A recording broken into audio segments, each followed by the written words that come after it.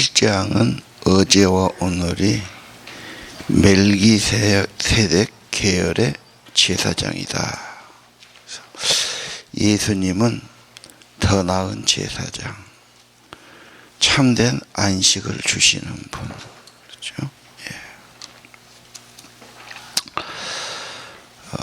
그래서 어제 멜기세덱에 대한 소개가 좀 있었고요. 오늘은 제사장이라는 단어가 좀 절절마다 나옵니다. 제사장. 제사장은 회복시키는 사람이다.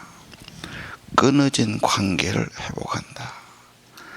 단절된 것을 회복시키는 거죠.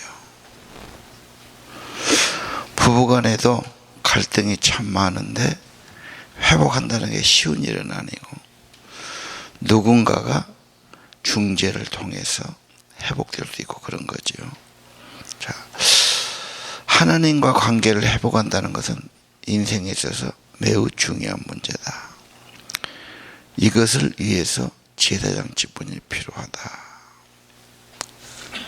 제사장은 참된 제사를 드려야 돼요.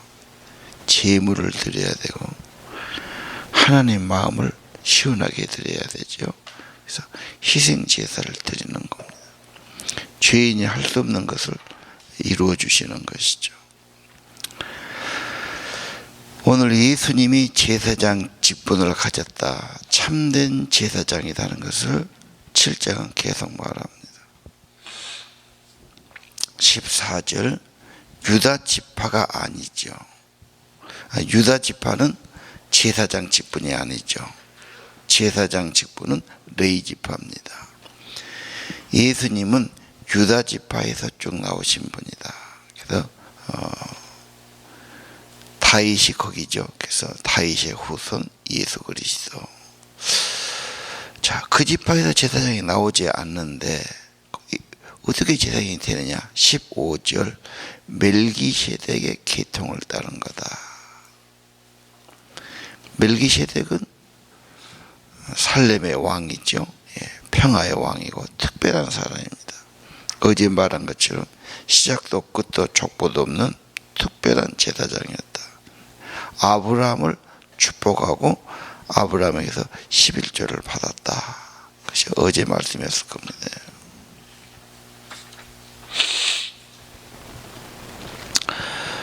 (16절) 인간의 어떤 제도나 규칙에 따라 제사장 된 것이 아니고 영원한 생명의 능력으로 제사장이 되셨다.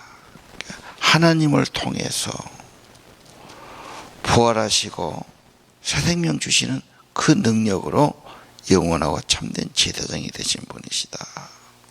그래서 17절에 그분은 멜기세덱 계통의 영원한 제사장이다. 그분은 특별한 제사장이다.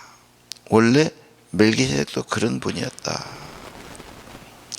옛날 것은 약하니까 이제는 폐지됐고 새로운 것으로 대체한다. 율법으로는 완전하게 못했지요. 그래서 이제는 더 나은 제도를 가져온 겁니다. 더 나은 분이 온 겁니다. 그래서 구약이 아니고 신약이 된 거죠. 새로운 언약으로. 예수님은 더 나은 소망을 주신 분이고 더 하나님께 가까이 나갈 수가 있죠.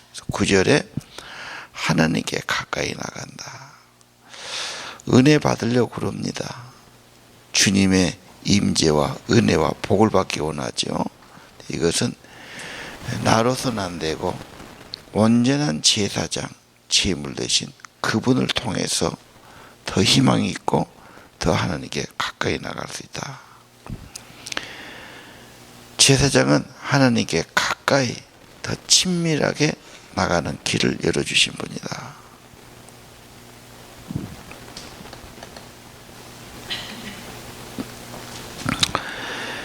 유대교의 율법으로 제사장은 완전하게 못했어요. 임시적이었습니다. 이제 하나님께 참 가까이 나가는 참된 분이 오셨어요. 더 온전한 길을 열으셨어요. 그분이 멜기세덱 제사장처럼 대신 참된 제사장이시다.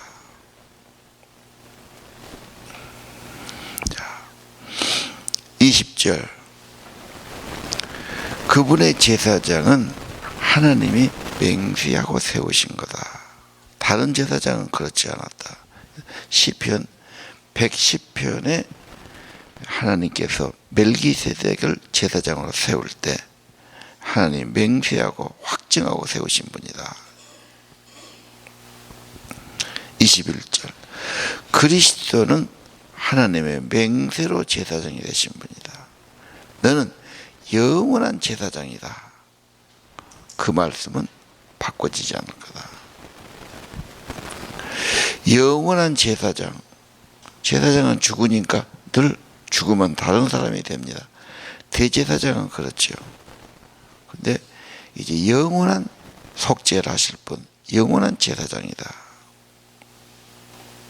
그래서 예수님이 하나님과 그 백성 사이를 정말 가깝게 하고 회복시키고 화목케 하는 그런 분이시다.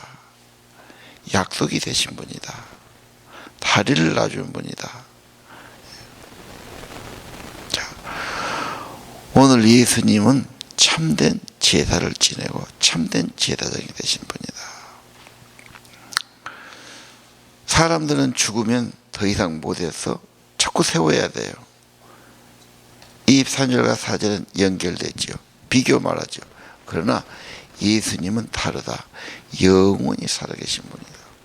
신성을 가지신 분이다. 부활하셔서 하나님 보좌에 계신 분이시다. 제사장의 일을 쉬지 않으시는 분이다. 오늘 그래서 우리가 예수 이름으로 기도해야 돼요. 예수 이름으로 구원을 받는 것. 예수님이 나의 중보자가 되는 것. 예수를 의지해야 되고 예수를 믿어야 되는 것이죠. 예수님은 지금도 영원히 살아서 우리의 대사제가 되신다. 하나님께로 인도하신다. 화목케 하신다. 가까이 가게 하신다. 특별히 이 제사장은 뭘 하느냐? 25절 그분의 이름으로 그분을 의지하고 그분을 나오는 사람들을 온전히 구원하신다. 특별히 도와주신다는 말이죠. 항상 살아계셔서 예수로 나오는 사람을 도와주신다. 이 도와주신다는 게 또 제사장 일이에요. 변호자가 되시죠. 위로자가 되시죠. 보혜사 성령으로 그러시죠. 돕는 분이시다. 2장에도 그랬죠. 정말 그분은 우리를 돕는 분이시니까 은혜의 보좌 앞으로 나가라. 참된 도움이 거기에 있다. 예.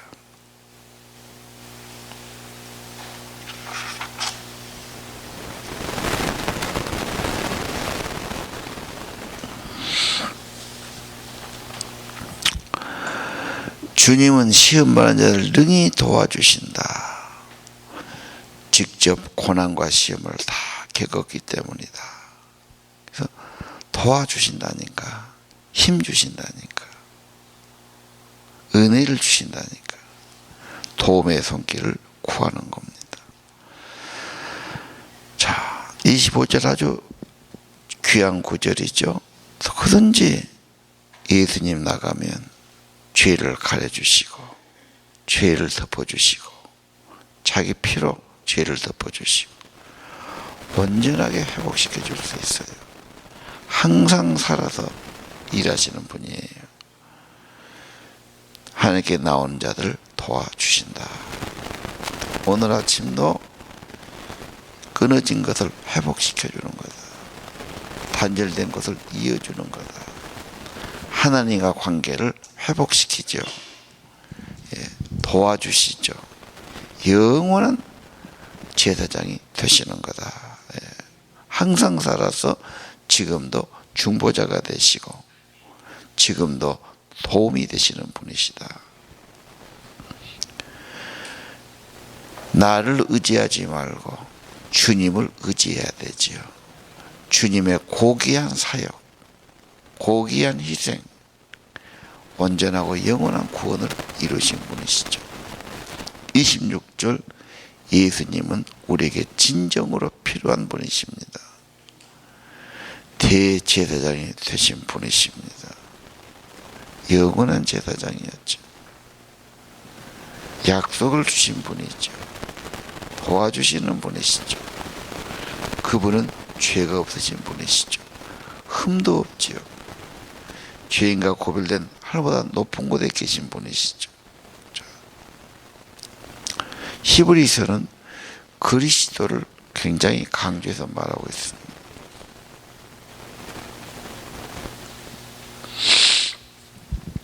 이 27절 다른 제사장은 먼저 자기 속죄를 해야 돼. 왜? 자기가 약점이고 자기 죄가 있으니까. 자기를 위해서 제사 지내고 그다음 백성을 위해 제사를 지내야 됩니다. 그러나 그리스도는 그럴 필요가 없습니다. 그리스도는 죄가 없는 분이니까요. 그 다음에 그리스도의 제사는 달라요. 한 번에 단번에 그 일을 완전히 끝냈어요. 왜요? 완전한 제물이 되신 거예요. 완전한 속죄를 하신 거예요. 더 이상 안 해도 돼요. 구약의 제사가 완성시킨 분이죠. 이제 그런 제사는 더 안 해도 돼요. 예수님이 희생은 그렇게 가치 있고 귀한 것이고 단번에 완전한 구속을 이루신 겁니다. 그분의 희생이 그렇게 고귀한 것이죠.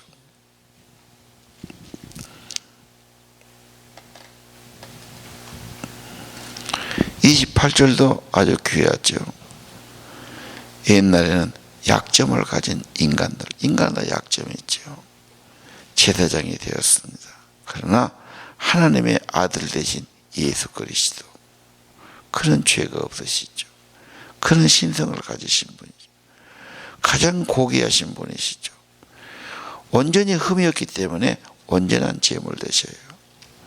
그리고 그분은 영원토록, 어떻게 영원토록입니까?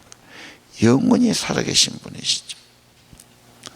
신의 영역은 시간의 제약을 받지 않습니다.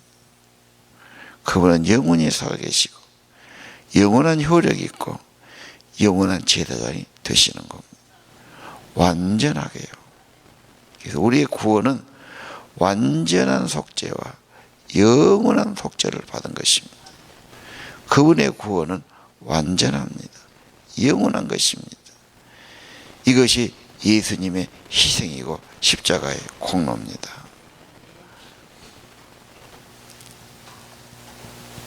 자, 우리 제사장 되신 예수님, 오늘 그분을 의지하고 나가서 하나님과도 화목을 해야 되겠지요. 가까이 임재 안에 들어가야 되겠지요. 그분이 늘 여러분의 믿음을, 여러분의 심령을 도와주실 겁니다. 항상 살아서 자기에게 나오는 자들을 도와주십니다. 예수님 통해서 하나님의 은혜와 생명의 복을 오늘도 내려주실 겁니다. 항상 도와주신다니까요. 자기 이름 의지에 나오는 사람들 하나님께로 더 인도해 주신다. 이 주님 의지해서 오늘도 기도하시길 바랍니다. 기도합시다.